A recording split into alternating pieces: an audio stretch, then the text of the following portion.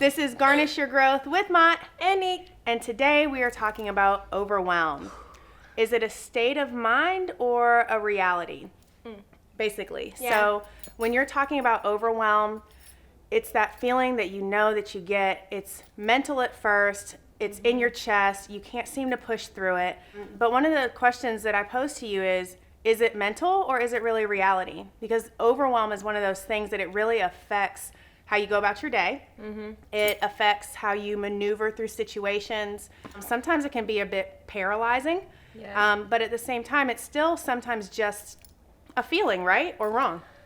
I agree. I think it's a feeling, and I think it's one that spreads. Like if you're starting to feel overwhelmed and you feel it in your chest and then you let it kind of keep going and fester, then it kind of like takes over your face a little bit and then your energy and your aura, and it's just, it turns you into the worst you.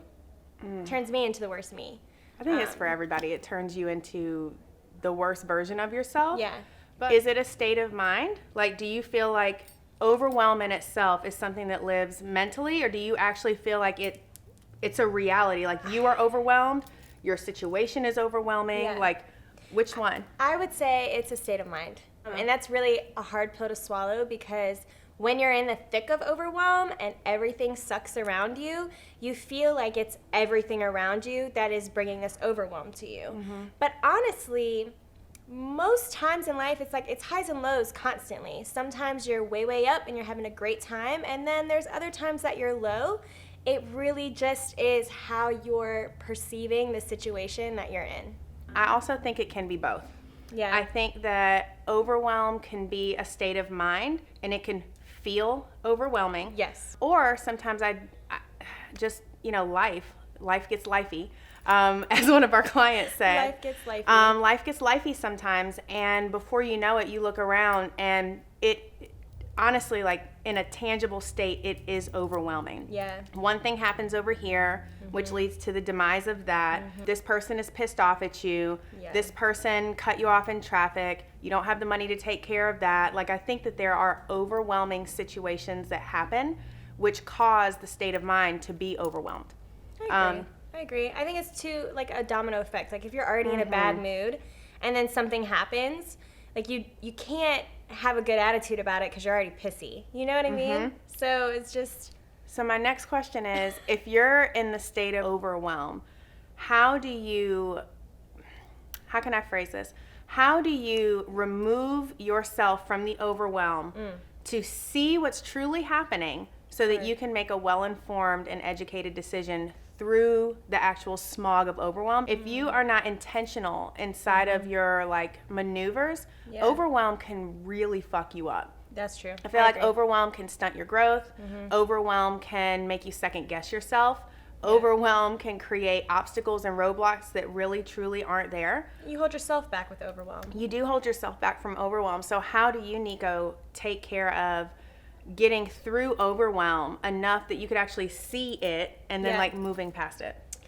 Is to take time for myself. Like even if it's just like an hour, I have to make a to-do list. It sounds cheesy, but I do. She does. I have They're to all over the studio. They're like little Post-it notes with all this little scratchy all over it. I need a to-do list, and I need like a to-do list of my to-do list with a list inside of that. So I have to write it all out. Like I need like a mood board of like all of my feelings. Like what I need to get done at work. What do I need to get done at home? Like how am I going to get these things done? And really like look at it as a whole, because once I write it out and look at it on a sheet of paper, I feel like it doesn't look like that much. So perspective is what I'm hearing you say. It helps me see my problems like right there, all on one sheet, where I can be like, all right, I can handle this on Monday. I can handle this on Tuesday. And I give myself however much time I need, but I kind of start to schedule my overwhelm out, if that makes sense. Yeah. So perspective. How about, let's say, if we're breaking it down for everybody. So you're in a state of overwhelm. Yeah. Shit just got real. Whew. Your neck is like this. That's what happens when it gets real. You're like, true. oh my God. Yeah. So once it gets to that place, one of the things that I'm hearing you say is that taking all of that riffraff, because in between the 8 inches, man, like there's a lot of stuff that happens. And if it's in a really concentrated place, if you're just mentally thinking about it, it doesn't have anywhere to live and go and like sit. Yeah. So the first step is feeling that you're overwhelmed. Yes. And just knowing like, okay, let me just stop for a second. Let me take some time for myself. And inside of that time, you take all your thoughts and put them on paper. Yes. Okay. So I agree. I do that as well. And I think it has a lot to do with like identifying problems, like knowing your self-awareness. That's self-awareness. It has a lot to do with self-awareness. And one of the things that I've noticed is that as I've become more self-aware, I can feel it starting to kind of like pulse.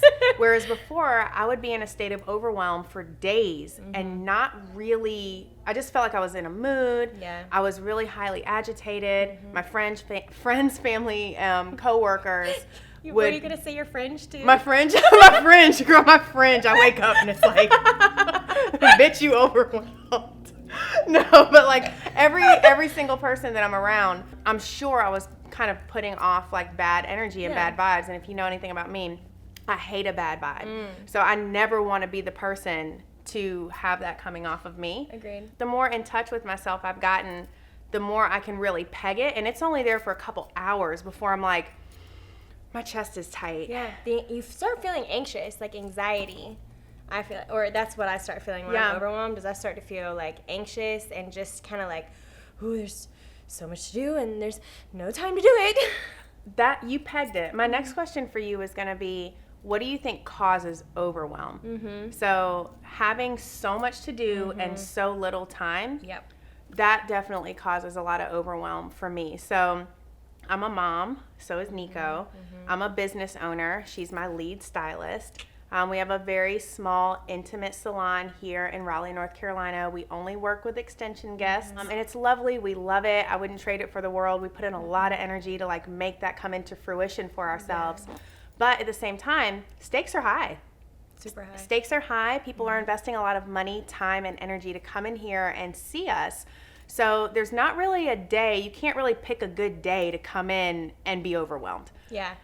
So like we've really had to check ourselves at the door more frequently than we did maybe a couple years ago when the stakes were not quite as high, or maybe you didn't have quite a busy schedule, of a day. But every single day that we come into Garnish, it's somebody's hair day. Somebody is investing time. They've taken off of work. Their extensions need to be moved up. These are definitely an investment. So like in requesting for the universe to give us this kind of life and responsibility, I felt like it was in our best interest to really pay back the universe and say, all right, we asked for this life. We asked for these things to happen. What can I do to level up? What can I do to grow?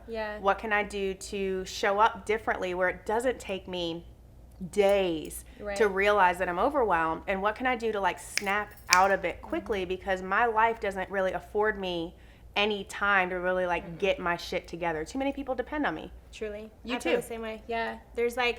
There's no room for error or slip ups, or just like Candice said, checking things at the door. I know that we're talking about our studio, but I think that goes for anyone in any industry. Like, you really have to check it when you're coming into a place of business or whatever it is that you do for a living, and really just like keep going forward. So yeah, there really isn't any time to just be like, me, you know? And everybody hates a meet when they walk in. You can see everybody's meet when they walk in the door. You're like, girl, she got the meets today. She got a toot. And if we're just keeping it 100% real, one of the things that really ticks me off when I'm overwhelmed is for somebody to be like, hey, is everything okay? Is anything wrong? You seem like something's wrong. Choke. That's the last thing that you want is to like really call a spade and say, truly, yeah, I'm feeling overwhelmed. My chest is tight. I threw up this morning, and so did my daughter. She had the shits. I was late. I think a better question when you see someone that is like, looks like they're going through it, being like, hey, is there anything I can help you with? Yes. Which is kind of what I wanted to end this Garnish Your Growth Overwhelm series. So we could do a whole series on overwhelm. Because we all go through it. We all go through it. Is what is encouraging, helpful, something that you would actually like enjoy or really benefit, better word. Yeah. For somebody to do if you're going through overwhelm. And it's not really a topic that people start talking about, which is one of the reasons why I wanted to really discuss it here, is everybody goes through it. It stifles everybody's growth. Agreed. At some point, you feel overwhelmed what can you do to get through it? So taking time for yourself. Yes. Putting it on paper, or like in Nico's case, little tiny Post-it notes all over the damn studio. But like, get it out of your head, put it down on paper, and then what can you do to support somebody else that you know and love, whether it's a partner, a coworker, a parent? Like, what can you do to really like lend a helping hand? Because everybody hates the person. It's like, is everything okay? So what you just said is basically asking someone, like, I would love for someone to be like, hey, is there anything that I can help you with? Or tacos are always a win. Tacos fix everything for Nico. Tacos fix everything. But I think just words of encouragement are good. I think knowing that there are other people, knowing that everyone struggles with this, and you really never know what someone is going through. So just being kind. Honestly, say that part again. You never really know what someone's going through. And I feel like with social media and everything like that, it all looks like a glossy, beautiful picture, and we're all doing amazing and successful, and we look great doing it. But or even on the shitty days, it's like a shitty post, like a sad picture. Like, you can tell she posed and there's like a tear, and you're like, look, I'm sad.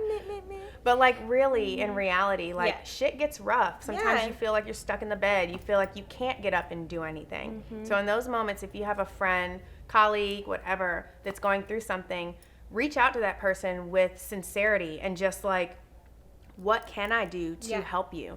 And if you have a no for an answer, push through that shit, because that's the first thing that comes with overwhelm for me, is that I want to take care of it myself. I don't want to admit that I'm actually overwhelmed. But it doesn't go anywhere. So actually receiving help and just like admitting that you need some help, especially with somebody that you trust, that created like a safe space for you. So I think going back to environment, I feel like that's really important, the people that you keep around you. It's true. Because life is going to have those ups and downs.